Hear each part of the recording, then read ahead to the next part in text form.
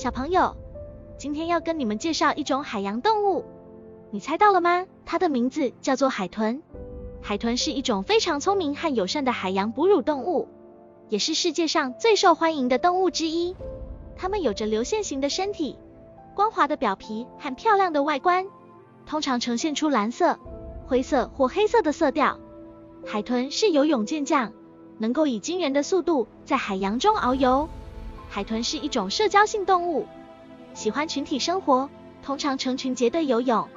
它们是非常聪明的动物，拥有高度发达的大脑和敏锐的感知能力。海豚能够发出超声波来定位和感知周围的环境，这种能力被称为生物声呐。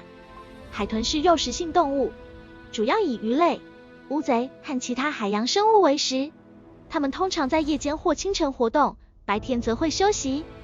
海豚在野外的寿命约为20到30年，而在人工饲养下的海豚寿命可以更长。